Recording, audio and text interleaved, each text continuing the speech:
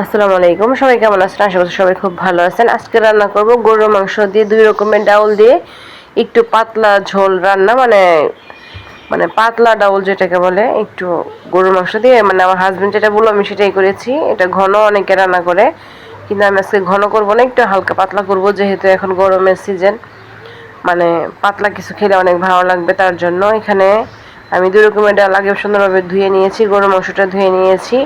এবার একটা প্যান বসিয়ে দিলাম, একটা পাতিল বসিয়ে দিলাম। এবার এই পাতিলে পেঁয়াজটা দিয়ে ভেজে নিচ্ছি, সাথে কিছু রসুন কুচিও দিয়ে নিলাম।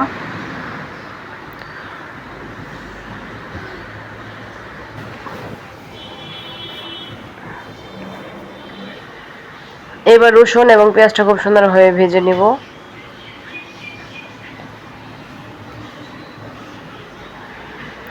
এখানে মানে রসুন পেঁয়াজের সাথে আমি এখানে দারচিনি, এলাচি, গোলমরিচ, লং আর হচ্ছে ওই তেজপাতা এগুলো দিয়ে নিচ্ছি। এটাও আমি খুব সুন্দরভাবে মানে তেলের সাথে ভেজে নিব।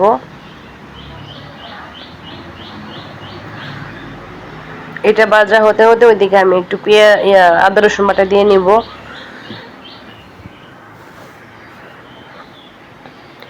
এখানে আমি আদা রসুন বাটাটা দিয়ে নিয়েছি। এবার এটা খুব সুন্দরভাবে আমি মানে ভেজে নেব তেলের মধ্যে মশলাটা।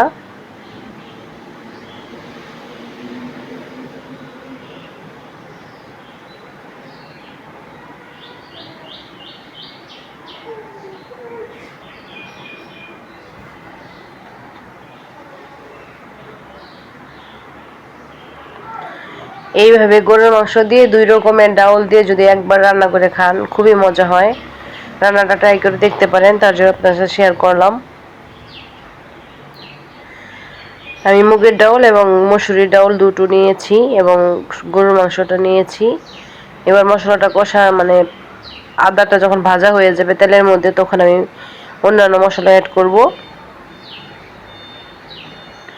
চেষ্টা করবেন আদাটা যেন তেলের মধ্যে ভালোভাবে ভেজে নেওয়া যায়, আদা রসুনটা, তাহলে কিন্তু রান্নাটা খেতে ভালো লাগবে। আদা রসুনের এক্সট্রা একটা গন্ধ সেটা চলে যাবে। এবার একটু পানি দিয়ে নিলাম যেন আমার মশলাটা পুড়ে না ধরে, মশলাটা যেন ভালোভাবে কষানো যায়। এবার আমি অফ ক্যামেরায়, মানে ওই ক্লিপটা মানে ডিলিট হয়ে গিয়েছে, যার কারণে আমি মশলাটা দেখাতে পারিনি। এখানে গরুর মাংসে যত ধরনের মশলা আছে সব কিছু আমি দিয়ে নিচ্ছি হাফ হাফ, অল্প অল্প করে। এখানে যেহেতু ডাউল রান্না করতেছি, এই জন্য খুব বেশি মশলা দেওয়া যাবে না। এখানে যতটুকু সম্ভব আমি হালকা হালকা দেওয়ার চেষ্টা করেছি।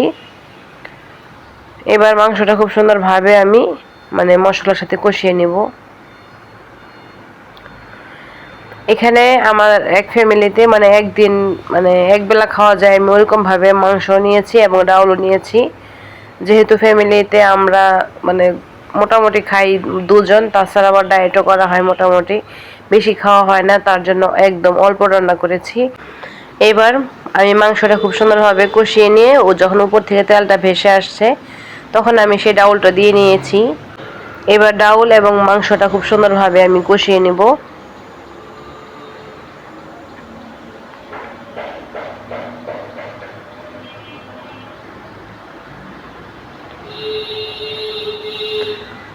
এবার নাড়াচাড়া দিয়ে নিচ্ছি খুব সুন্দরভাবে কষিয়ে নেওয়ার জন্য।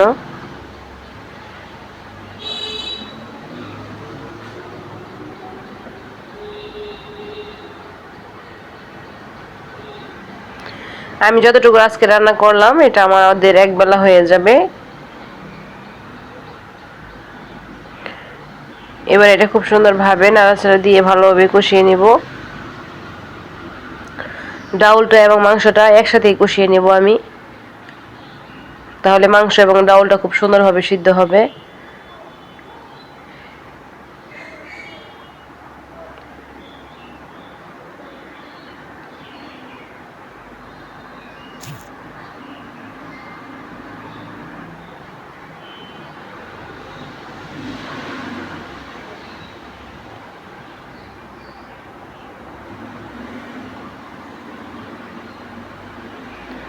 দেখতে পাচ্ছেন উপর থেকে তেলটা ভেসে আসছে, তখন আমি হালকা গরম পানি দিয়ে নিয়েছি।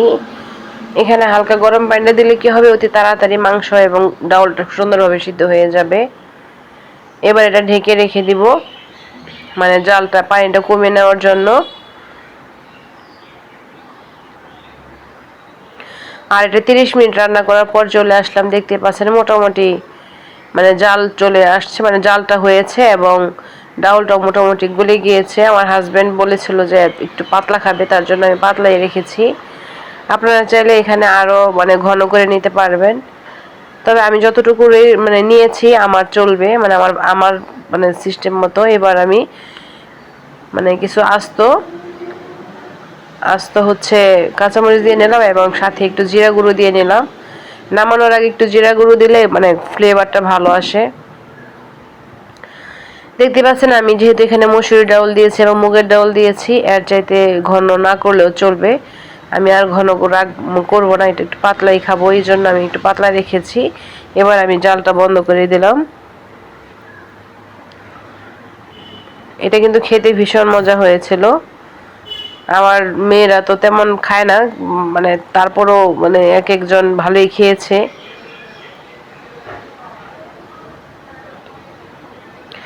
এই যে দেখতে পাচ্ছেন আমি এতটুকু পাতলা রেখেছি, আপনারা এর চাইতে ঘন করেও নিতে পারবেন, কিন্তু না, আমার কাছে এতটুকু পাতলাই মানে আমাদের জন্য পারফেক্ট ছিল।